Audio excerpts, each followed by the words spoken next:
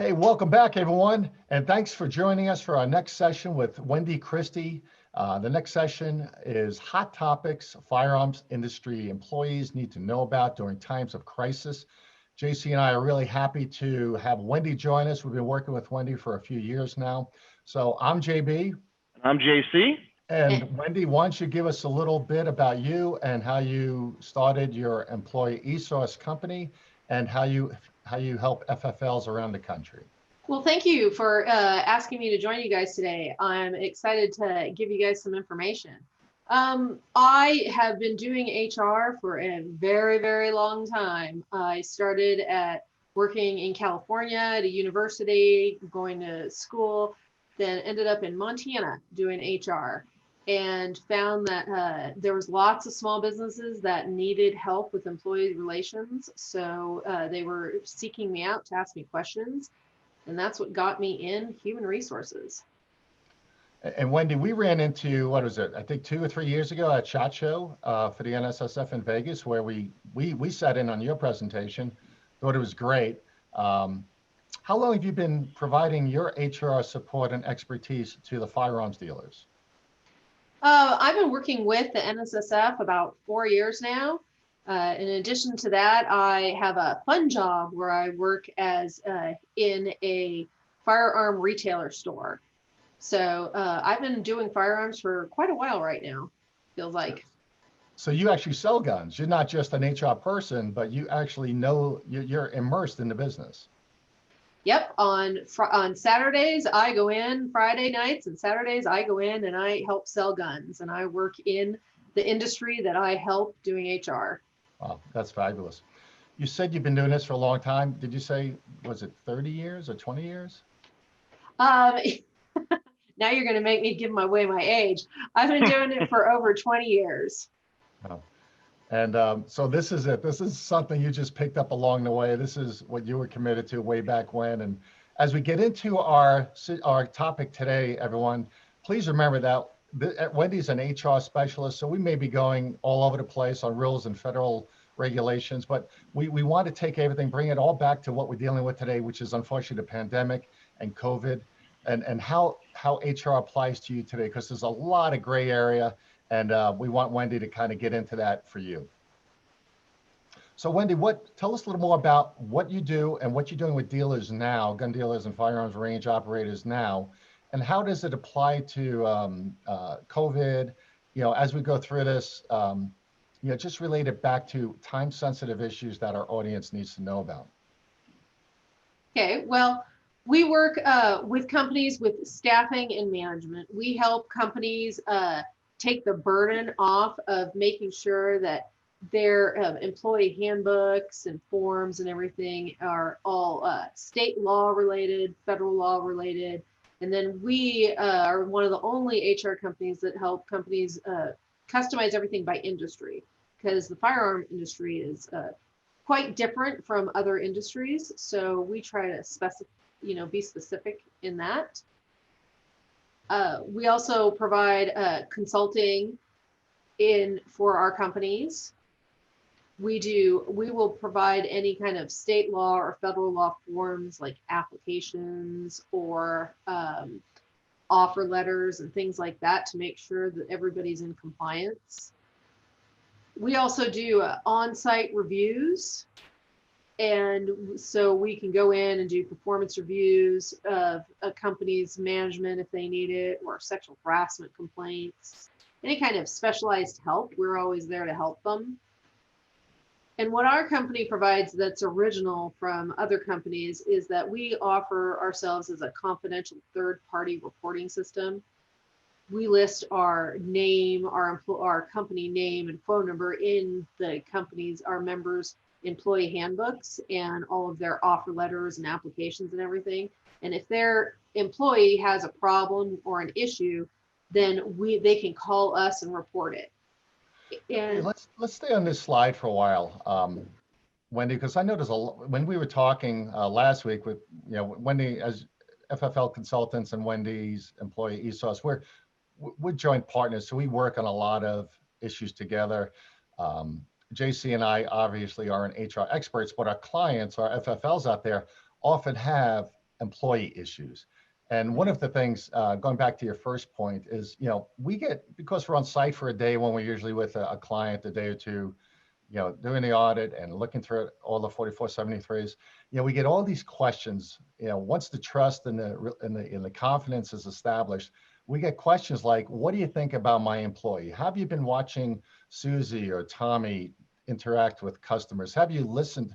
What do you think as an outsider? So we get all these employee related questions. Obviously, that's where we bring you in, but there's a couple of things we don't know about, but we do ask about, is because grounds for managing your employees really comes back to the employee understanding what their job responsibilities are. And one of the questions we ask on our audit and our interview intake form is, do you have an employee handbook? Do your employees even know what their job responsibilities are, what the work site rules and expectations are? And we're finding that many, many small and mid-sized employers do not have an employee handbook. How hard is it for you to help an FFL get that type of process in place? Well, it's actually very simple for us on our end because we have the whole system done and down. In January, we are launching our software program, and they can go on in and answer 5 questions and get a customized employee handbook to their state law, federal law, and then we offer an hour consulting to help them get it to their industry and the way that they want to work, the way that they want to run their company. So it's actually very simple to get one nowadays. And do you find that in all of the issues you're dealing with, that is it easier or harder, or does it matter either way whether or not folks who call you actually have an employee handbook? When they have it in place, does it make things easier? If they don't have it in place, does it make things harder? Well, what ends up happening is that if you get an employee handbook that is just a canned employee handbook that you download from the internet that isn't customized to what you need, or you borrow one from a friend and you just adopt it in your company, is that's going to make it a lot harder because you're setting in place policies. You don't know what they are, or they're not customized to what you need. And then those policies can be used against you in a court case or an EEOC case. So having a handbook is necessary, but having a good one is mandatory. Right, and it's very important as well that not only do they cover all the standard kind of policies and practices as an employer, but there's also both federal and state regulations that business has to follow in certain cases, correct?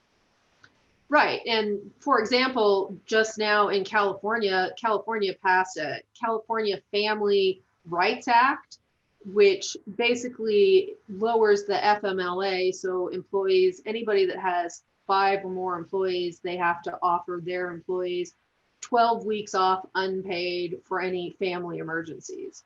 Oh, wow. So nowadays you can't just say, I got one handbook, because every state is adopting their own laws. And then every industry has issues that they need to deal with. Like the firearm industry has the compliance with the 4473. So right. They really need to be customized more now.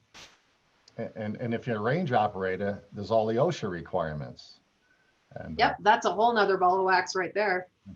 The questions we've been taking a lot of questions, Wendy, through COVID, since the pandemic started, and a lot of it focuses on employees coming to work, not coming to work, wearing a mask, not wearing a mask, local laws, etc. I know you can't put, no one saw this coming. So our handbooks that even in our rules and regulations out there today really doesn't touch on that. But if you have the backbone, if you have the skeleton to the handbook out there, things like sick leave and time off and absenteeism and the Family Medical Leave Act, at least and I know you use this word a lot, is education and communication. If your employees are educated and you're communicating with them, I want to say we probably handled more of those issues over the last few months than expected because of the unexpected. But having a handbook in place probably could have helped the employees know where they stand in regards to using your time off or personal time off or sick leave, right? Have you been hearing from clients along those lines? I know we handed off a few FFLs to you on this issue, but how has that helped the managers manage their staffing? Well, there's been a lot of issues in regards to the new COVID rules and regulations. When can employees use sick leave and when can they not? And there's also a lot of required postings that the federal government into the Family Cares Act that's requiring employers to do. So it really, there's a lot of information that that employers need to have when having employees during a pandemic. Right. I think you'll cover more on COVID later, but so back to this compliance consulting. What type of services are you guys providing, and how often, or how does that work? So the compliance consulting is basically, if a customer or if one of our members has a problem or an issue or a question, they can give us a call and we'll return their calls back within 24 hours. And we help them with any problems that they might have. We provide answers right away. If they have a situation and they need a new form developed, we develop a form for them. However we can help them, that's what we do for them. Awesome. And do a little bit more on this confidential third-party reporting. I didn't grab that right away. What is specifically that for, and how does it help? Well, this is something that so far we've only seen that our company offers, Employer eSource, is that we list our name and phone number, like for example, in your employee handbook. And if an employee has a problem, has a sexual harassment complaint, let's say for example, they can call, if they can't talk to anybody in that business, they can call our company and make a confidential report. And then we call the owners of the company and we tell them, you got this complaint, and then we can either help them. We just give them the complaint for free, and we can either walk them through it over the phone. We can come in and do investigations and help them that way.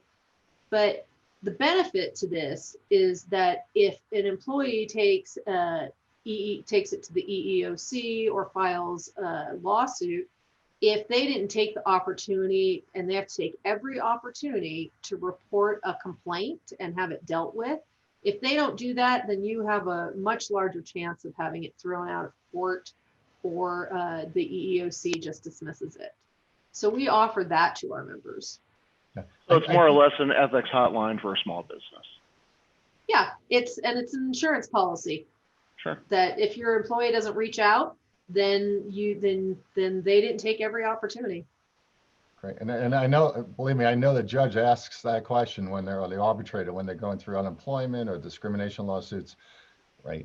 As long as you have that service available, it's up to the employee whether or not they want to use it. Is that how I understand it?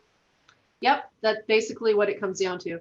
And Right. It has benefited many members because their employee didn't choose to call us and tell us that they were having a problem. So the owner never knew, so couldn't fix it. It's a great little insurance policy for sure.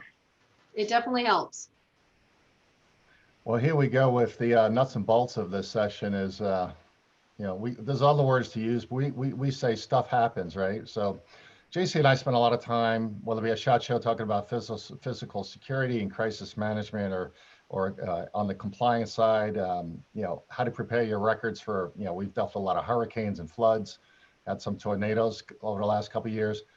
So Wendy, from our perspective as compliance and security consultants and range consultants, we know what it is to have a checklist ready, a crisis plan ready, but no one saw COVID coming.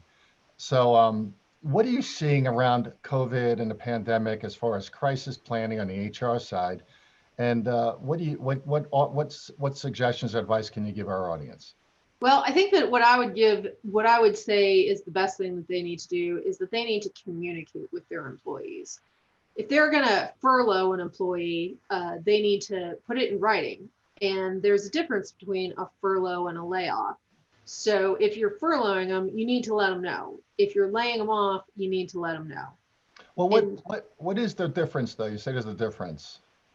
So a furlough is where they are considered job attached, and that you're planning on bringing them back. So when we got closed down here for essential business and only, a fraction, because we sold firearms, only a fraction could work, then you needed to furlough the rest.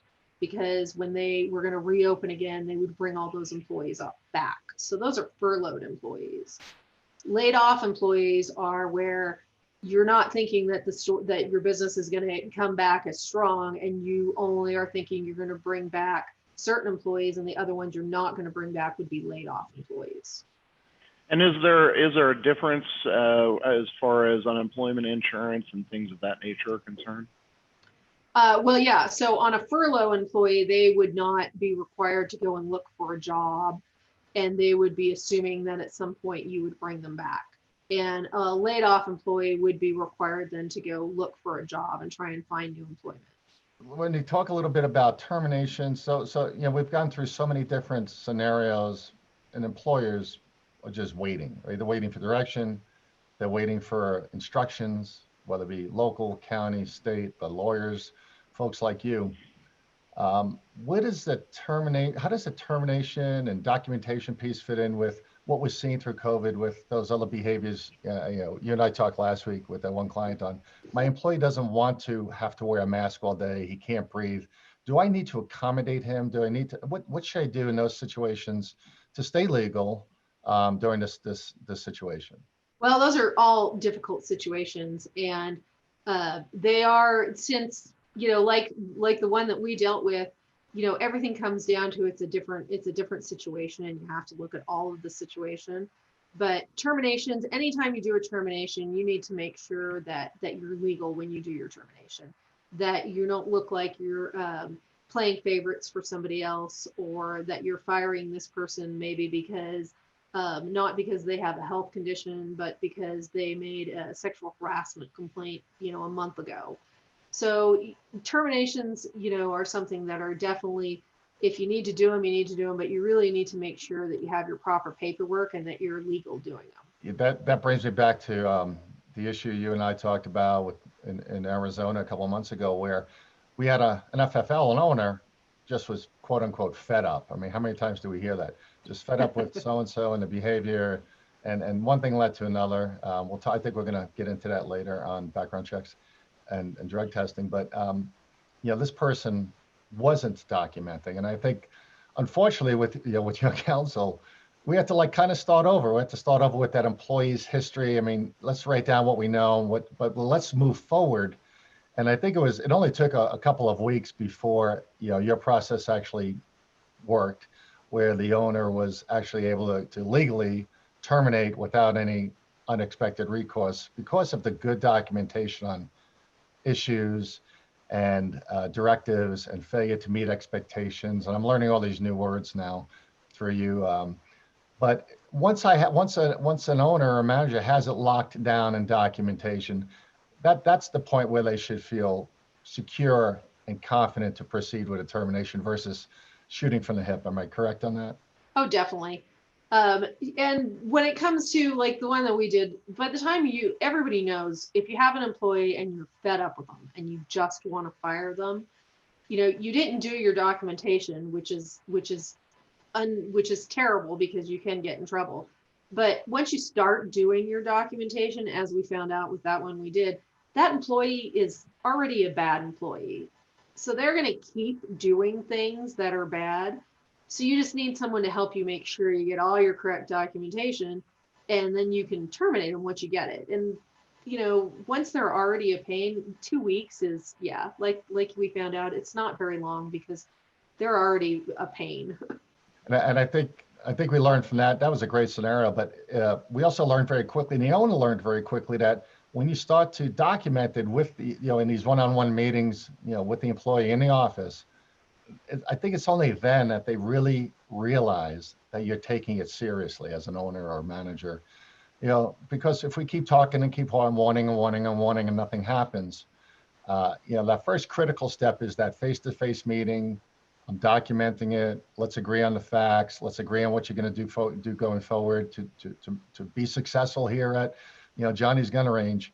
I think that's what we saw that happen, and that was very vivid, where the employee's like, oh no, my boss is serious now, and I either better shape up or ship out. This isn't just talk. Now it's now it's something formal. Is that what you've seen over the years? Is that the normal practice and the result? That's definitely the normal practice. I had a client that had an employee that was driving for them and somehow admitted to somebody that they were using meth at work, and they couldn't fire him. But, you know, like I pointed out to them, at some point a meth head is going to keep messing up. So you just take them off the critical operations, and they keep messing up. So you know, you really need to do your follow through and stuff, but making sure you have your paperwork is exactly what you need to do, and that both you and the employee follows through. And that rolls right into this next topic of, okay, we've talked through a lot of scenarios basically in COVID that gun dealers are dealing with. And I want to remind everyone, we tried to take a lot of your questions on the registration form and fit them into Wendy's presentation. But if you have questions during this presentation, be sure to continue to enter your questions into that chat box.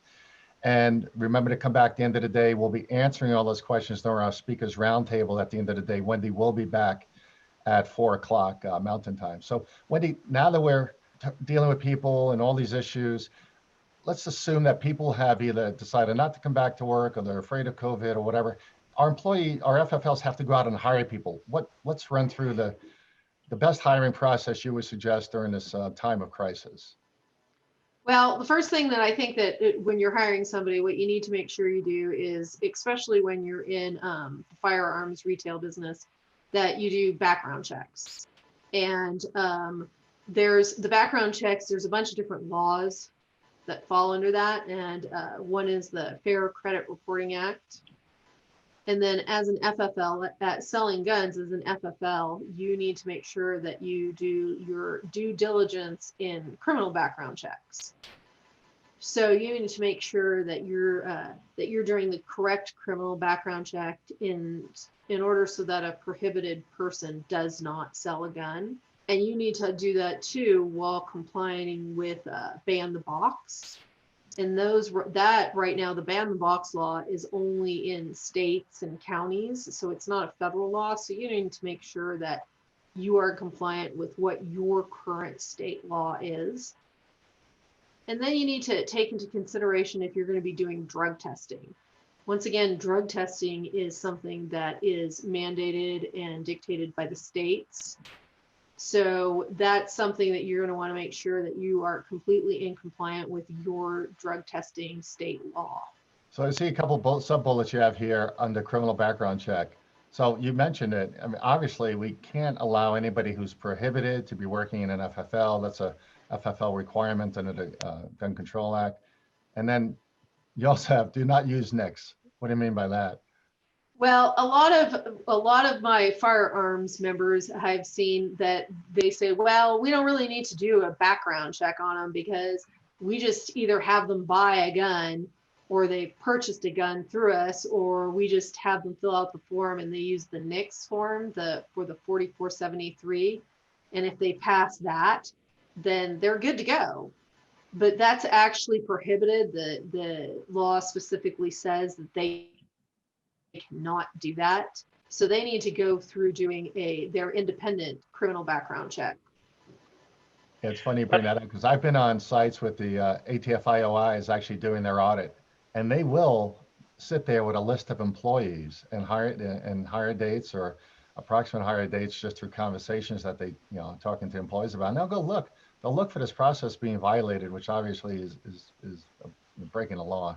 But yeah, and then we hear it frequently too when we ask about, do you have a background check program in place when we do our on-site visits, and that now we just haven't bought a gun. We hear that often as well. So I think we're in the same camp on this one. Do it legally, do it right, and make sure they're not prohibited if they're handling your firearms. What is ban the box? I don't know what that is, Wendy. Well, ban the box is ban the box is in 33 states. And which Colorado is one of them. And it basically says that you are not allowed to put on an application or ask an employee whether they have been they have been convicted of any crime, because then that is discrimination against people. So you can't ask that. But then you're kind of putting catch-22 with being a firearms distributor is that you have to know that. So we have special applications that we give to our members if they're in a ban the box state or county or city. And then it just basically tells them that they're going to be handling firearms and there will be a background check done. And if they don't pass the background check, they won't get the job.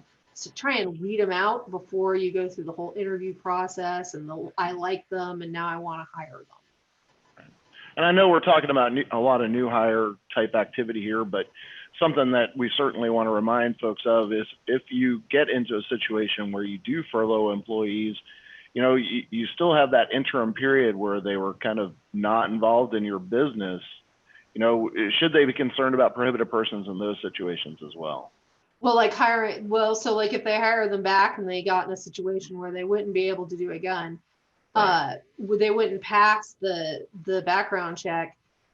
This is where we put in the employee application and in the offer letter and in the employee handbook that, you know, at no time during their employment, they can get in that kind of situation and then still be employed. So, and the way we work it is that it's the employee's responsibility to come to the company and tell them that, you know, this and this happened and now I'm considered a prohibited person. And Wendy, I just want to bring up this last point, drug testing real quick, because in that situation we had last month is, you know, the FFL kind of heard through the grapevine, small town, tight community, that one of his employees was possibly, you know, using illegal drugs. And you can't just all of a sudden go have everyone drug tested or have that person drug tested or terminate on suspicion. So the point I'm trying to make is, you know, if you're going to do drug testing or think you have an issue or you want to implement it, there's what I learned from Wendy.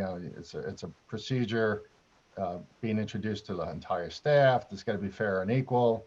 You got to be specific. Either, you know, everyone gets drug tested, not just one. I mean, there's a lot of things. Do you help a lot of things to consider, and then how to deal with the results and the confidentiality and then you know, maybe ultimately a termination. Do you handle? Can you help an FFL set that up, aid it, you know, soup to nuts if necessary? Yep, we have. We'll find out what state they're in, and we'll make sure that their drug testing policy complies with their state. And now with all of the new, I think there was, I think I read there was 5 new states that adopted the recreational marijuana use. Yeah. So we make sure that complies, because that's still, you know, conflict between the federal government and the state level. So we make sure that we keep up to date and we have specific policies that work specifically for their situations.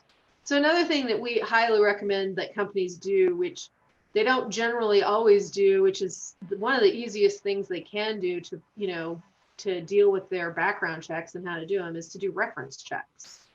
So we recommend that they call past employers on their reference checks.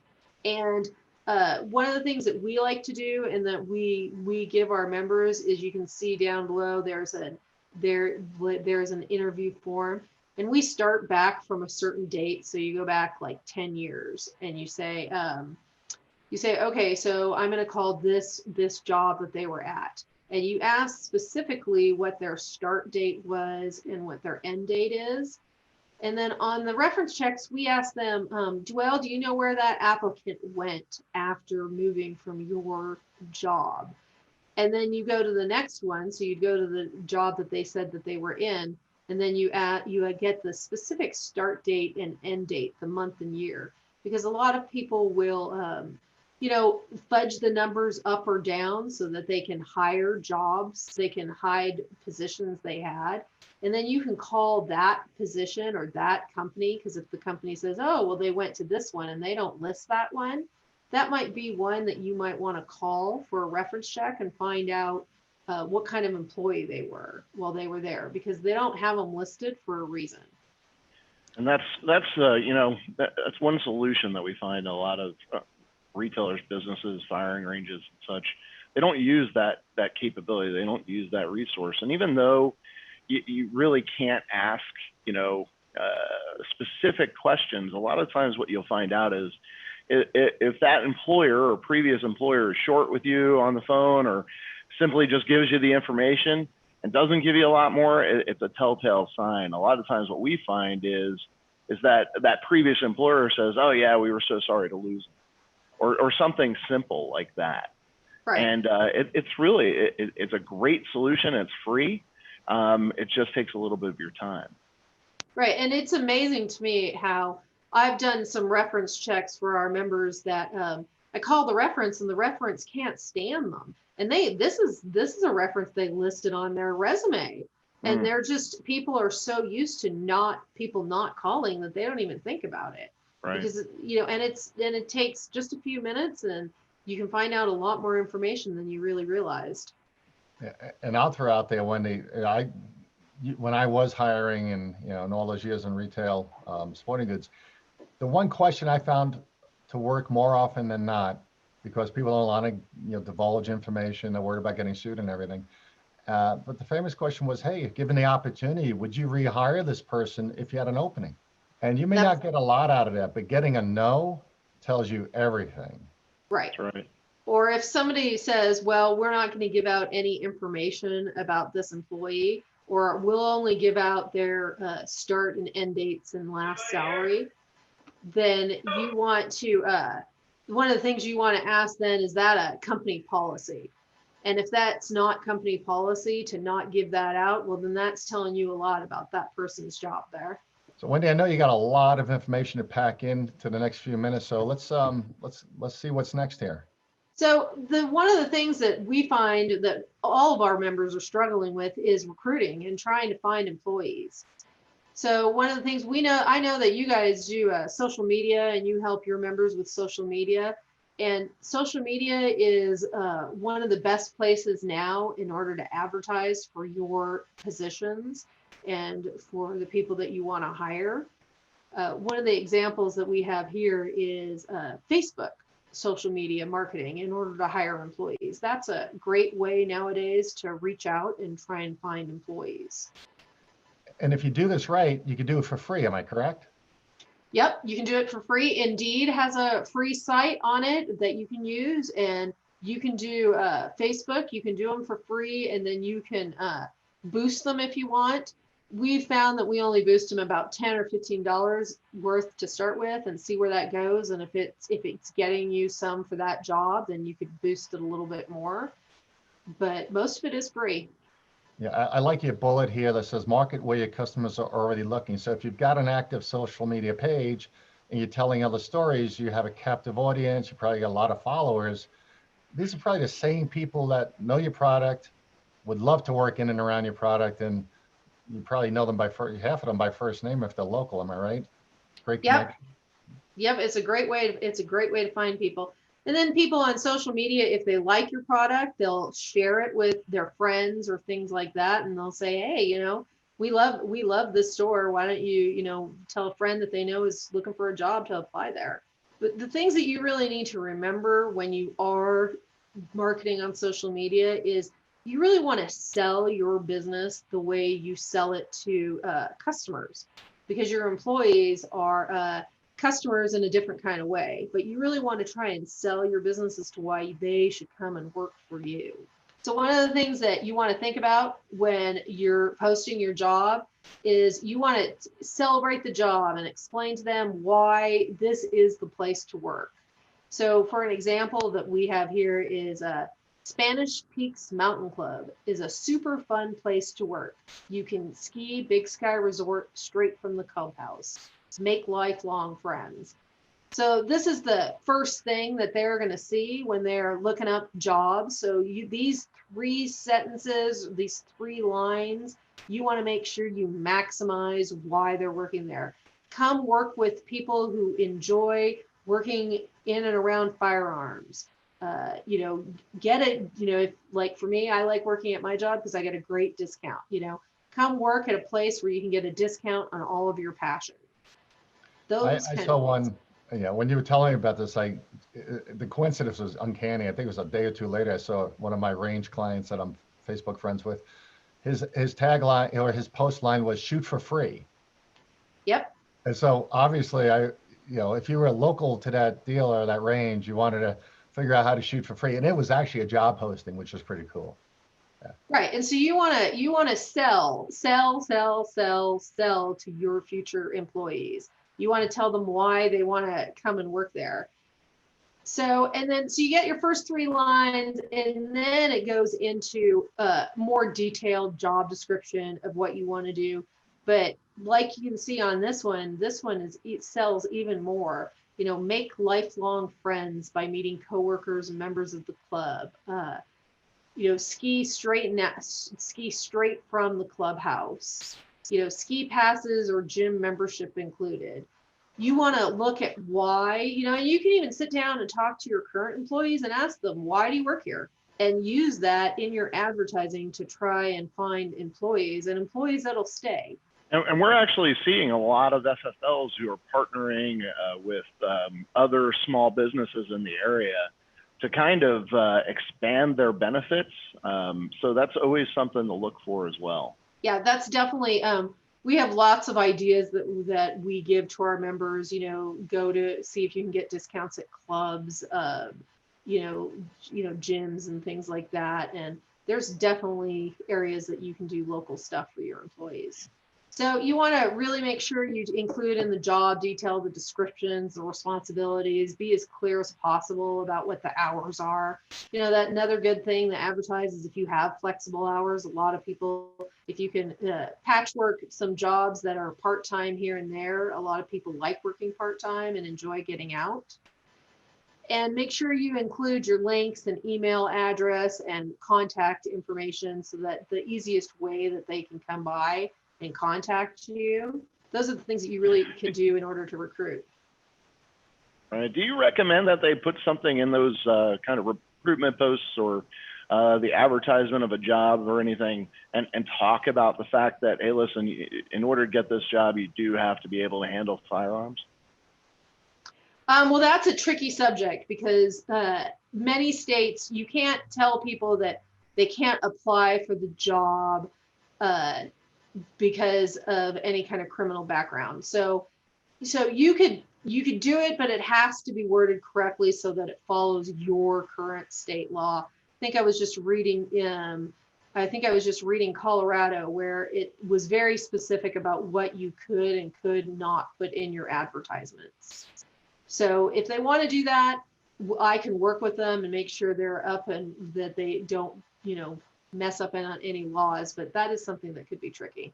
It's definitely a good call out to make sure that they stay compliant with that. You certainly don't want them to get in trouble for it. Yeah, so you want to, and if it's in an advertisement too, it's really out there, so you want to make sure that you're advertising the right way. So, and we have this handout that we provide to our members and anybody that wants it that kind of gives a little bit over interviewing and background checks, fair credit reporting, and ban the box. And of course, anybody can call us if they have any specific questions in regards to their state law and hiring and background checks.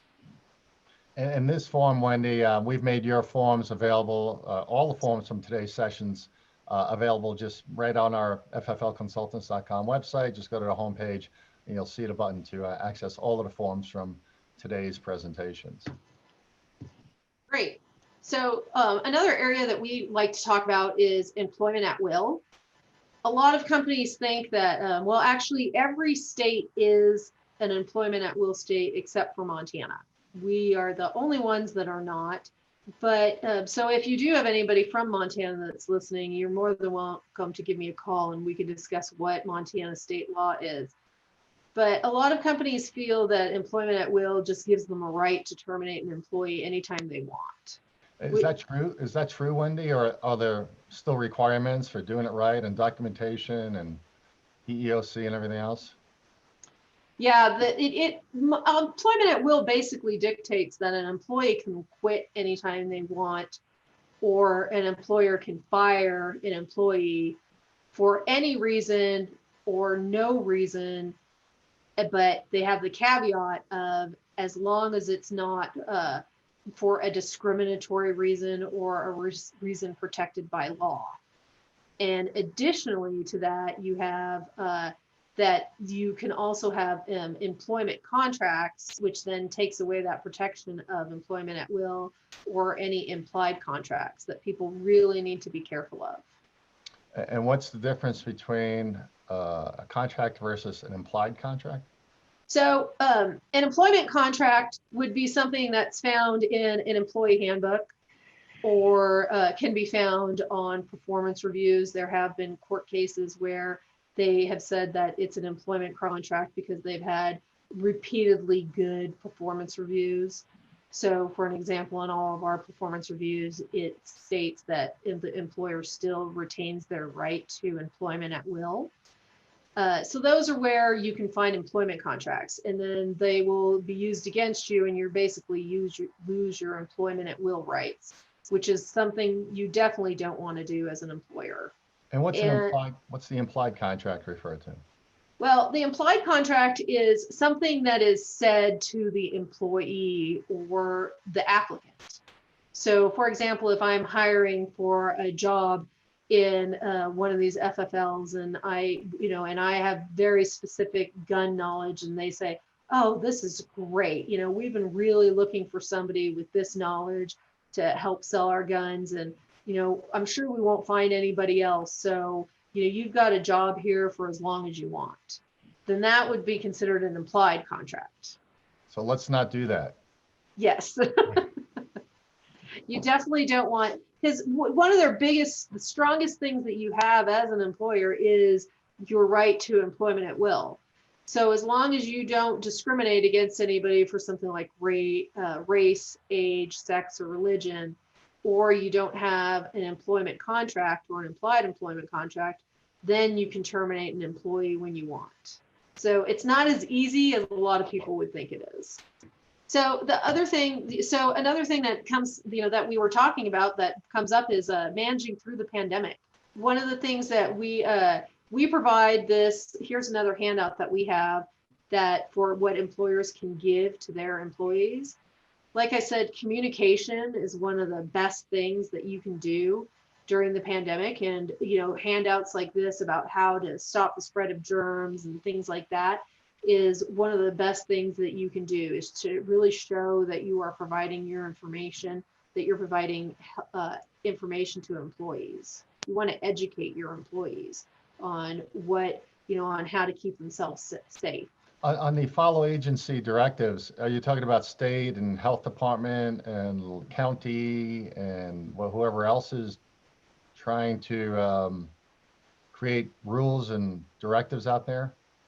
Yeah, your county or your state health departments and things like that, they'll issue directives about how many people to have in a space and face coverings, and you really want to follow any kind of CDC directives and things like that. You can even get on the CDC page and get handouts that you can give to your employees, and so that you can know what kind of directives your area is calling for. You really want to follow those in order to show that you're really paying attention to the safety and wellness of your employees.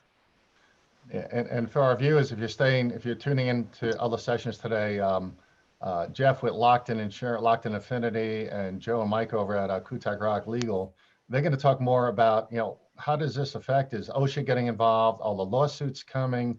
What's going to happen in 6 months or a year from now when there are lawsuits about wrongful deaths and negligence by employers? And I mean, we just haven't heard a lot about that yet, as we know from the professionals. But I think we'll be hearing a lot more about it as this pandemic unravels. There's a vaccine.